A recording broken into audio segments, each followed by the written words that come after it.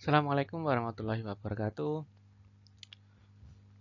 Ya, pada pertemuan pada video kali ini kita akan membahas mengenai kelompok cacing. Nah, kelompok cacing yang terdiri dari film Platyhelminthes, kemudian film Nematelmintes dan film Annelida. Nah, untuk yang pertama kita akan masuk pada film Platyhelminthes. Nah, kita kembali ya pada struktur tubuh dari suatu organisme. Nah, ini yang kita temui pada cacing. Dapat bedakan dengan mudah pada cacing. Ya. Yang pertama adalah asolemata, acelomata, disebut acelomata. Yang kedua ada pseudosolemata, pseudoselomata. Yang ketiga euselomata atau disebut juga sebagai selomata. Nah, kita ke yang pertama dulu. Acelomata. Ini adalah kelompok hewan yang tidak memiliki rongga tubuh. A memiliki berarti tidak, selomata berarti rongga tubuh. Jadi dia di dalam tubuhnya itu bentuknya padat. Terdapat organ-organ yang di bawah perut, mesodermal organ. Jika dibandingkan dengan sebelahnya pseudoselomata, pseudo artinya semu ya. Jadi rongga tubuh semu. Dia punya rongga di dalam tubuhnya. Yang membedakan dengan selomata yang benar-benar memiliki rongga tubuh itu adalah mesentri. Bisa kita lihat di sini ada mesentri. Mesentri ini adalah dia sebagai penghubung antara dinding perut dan usus gut ini ya. Yang membedakan antara pseudoselomata dan selomata itu adalah mesentri ini. Berikutnya adalah karakteristik dari film Platyhelminthes. Nah, kelompok cacing ini bisa kita temui di mana saja, di laut, di air tawar, atau di daratan juga sangat banyak bisa kita temui. Nah, film Platyhelminthes ini biasanya memiliki bentuk tubuh yang simetri bilateral. Artinya ketika kita bagi menjadi dua, akan ada dua bagian yang sama. Kemudian tubuhnya tipis atau apa ya, flattened, tipis dorso dan ventral. Kemudian tubuhnya terdiri dari 3 layer, 3 lapisan atau disebut tripoblastik. Ada lapisan exo, meso, dan endo. Tubuhnya acelomata, tidak beronggang, tidak berongga, jadi padat. Kemudian ususnya tidak komplit, incomplete, kadang juga bisa bercabang ususnya. Selanjutnya mengenai sistem saraf, dia punya sistem saraf atau disebut dengan sistem tangga tali biasanya yang kita pelajari pada di masa SMA itu ya, disebut sistem tangga tali atau anterior ganglia dan nerve cords. Platyhelminthes juga memiliki organ sensoris seperti statosis dan ocelli, nanti kan kita bahas lebih lanjut. Reproduksi aseksual dengan fragmentasi ya, pasti Anda semua juga mengenal planaria ini ya, yang bisa berfragmentasi. Kemudian mereka bersifat monosius, di mana dalam satu individu ada jantan dan betina, ada organ jantan dan betina. Kemudian sistem ekskresi menggunakan sel api atau flame cells, atau disebut dengan protonephridia. Nah, itu adalah beberapa ciri-ciri atau karakteristik dari film Platyhelminthes. Nah, untuk klasifikasi atau kekerabatan dari film Platyhelminthes ini dibagi menjadi 4 kelas. Yang pertama ada kelas Turbellaria, dan kelas Trematoda, kelas Monogenea, dan kelas Cestoda. Nah, ciri-cirinya gimana? Nanti akan kita pelajari di slide berikutnya. Untuk sistem saraf, nervous system dari planaria, ini kita ambil contoh planaria, yang contoh mudahnya. Seperti yang kita sebutkan tadi, mereka menggunakan sistem tangga tali, gitu ya. Dapat dilihat di gambar kanan bawah. Ini gambar kecil ini ada saraf tepi dan ada saraf penghubung. Saraf tepi ini yang ada di kanan dan kiri dan ada saraf penghubung. Nah, sistem saraf ini semuanya diatur oleh adanya otak kecil. Ada cerebral ganglia di bagian kepala yang mengatur segala bentuk kegiatan dari planaria ini. Nah, untuk sistem ekskresinya seperti yang dijelaskan di awal, dia menggunakan protonefridia. Nah, di protonefridia ini membantu ekskresi dengan osmoregulasi. Nah, bentukannya tampilannya seperti ini. Dari sini kotak kecil ini diperbesar. Nah, di sini ada yang namanya sel api, flame cells ini ya. Flame cell. Nah, flame cell ini fungsinya sama seperti ginjal kalau pada manusia. Ya, mereka berfungsi pada sistem ekskresi.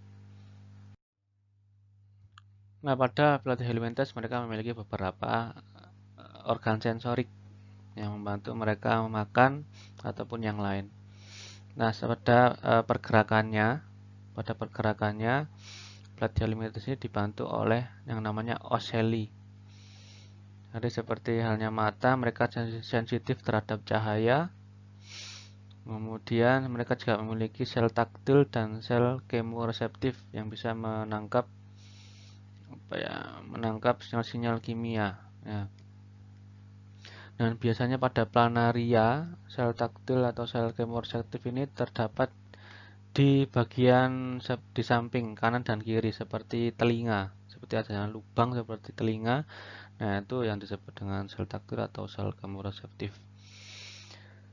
Kemudian beberapa spesies ini mereka memiliki sel statosis, bukan sel ya, memiliki statosis. Nah, ini yang digunakan untuk membantu keseimbangan dalam lokomosi dalam berjalan. Dan mereka juga memiliki rheoreseptor untuk mendeteksi arah pergerakan air. Jadi mereka akan mengikuti arah pergerakan air untuk memudahkan mereka bergerak. Ini adalah siklus hidup dari salah satu contoh dari Platyhelminthes, yaitu Clonorchis sinensis. Jadi dia dewasa ada di liver, ya, dekat liver manusia.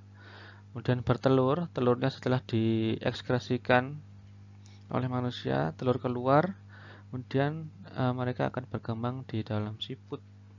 Nah, di dalam siput berkembang menjadi sporosis, menjadi redia, kemudian menjadi sersia. Nah, sersia ini yang kemudian akan berpindah parasit pada ikan, khususnya pada otot-otot ikan. Nah, ikan ini yang kemudian dimakan oleh manusia dan yang kemudian berkembang sampai dewasa di dalam tubuh manusia dan begitu seterusnya. Contoh lain, siklus hidup dari Schistosoma japonicum. Nah, ini banyak ditemukan di Afrika dan Amerika Selatan. Nah, ini juga menjadikan manusia sebagai inangnya, menjadi hostnya. Namun seperti apa ya? Jadi ketika sudah keluar di air, ya, kemudian berkembang di dalam siput, kemudian sersiria lepas kembali ke air dan bisa masuk melalui kulit, langsung masuk ke kulit dari manusia. Ini sangat berbahaya ini ya. Nah, di dalam hepatic portal system ini dia berkembang biak melakukan mating antara jantan dan betina. Nah, kemudian bertelur dan begitu seterusnya. Baik, kemudian kita akan mempelajari mengenai klasifikasi dari film Platyhelminthes. dan ciri-cirinya. Yang pertama adalah kelas Turbellaria. Ya, Turbellaria, tadi disebut Turbellarians. Mereka free living, kemudian tubuhnya rata, flattened, kemudian ditutupi oleh ciliata. Ya, ditutupi oleh ciliata. Ada juga yang memiliki tubuh seperti batang, rod-like bodies. Kemudian mulut biasanya ada di bagian ventral, ya, bagian ventral. Kemudian kebanyakan hermaprodit, namun juga ada beberapa yang melakukan aseksual, pembelaan aseksual. Nah, ini salah satu contoh. Yang paling terkenal adalah planaria tadi atau Duguesia. Selanjutnya kelas Trematoda. Kelas Trematoda ini tubuhnya biasanya tidak memiliki silia. Kalau tadi bersilia, ini tidak bersilia. Kemudian bentuknya seperti daun, leaf-like, seperti daun. Pada bagian oral dan bagian ventral memiliki saker penghisap, tidak memiliki pengait. Kemudian bersifat monosius, ya, monosius, dua jenis kelamin ada pada satu individu.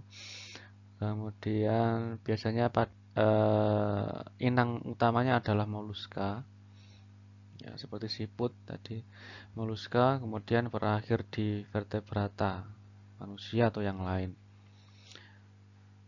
Nah, contoh yang paling banyak digunakan adalah fasciola ini, ya, cacing hati yang bisa kita temukan di hati sapi, Fasciola hepatica.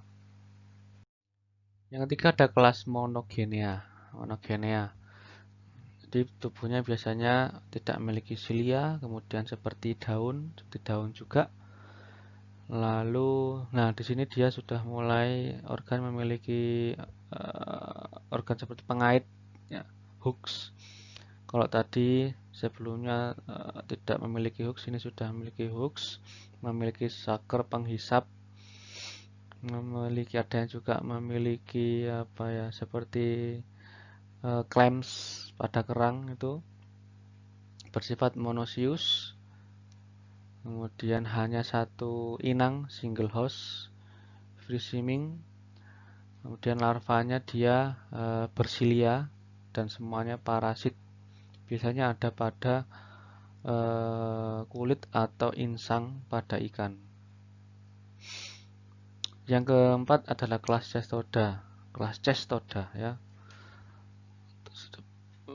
Jadi tubuh dari kelas Cestoda ini biasanya tidak bersilia, kemudian seperti pita, tip-like seperti pita, dan pada bagian skoleks memiliki penghisap saker atau juga pengait, saker dan pengait kadang-kadang. Ada yang hanya saker, ada yang hanya pengait, ada yang juga dua-duanya. Kemudian monosius, ya pada fase larva, pada kelas Cestoda ini juga sudah memiliki pengait, memiliki hooks gitu. Contohnya yang biasa ditemui adalah Taenia saginata. Ya, terima kasih atas perhatiannya. Akan kita lanjutkan ke kelas berikutnya, yaitu kelas Nematelmintes. Terima kasih. Wassalamualaikum warahmatullahi wabarakatuh.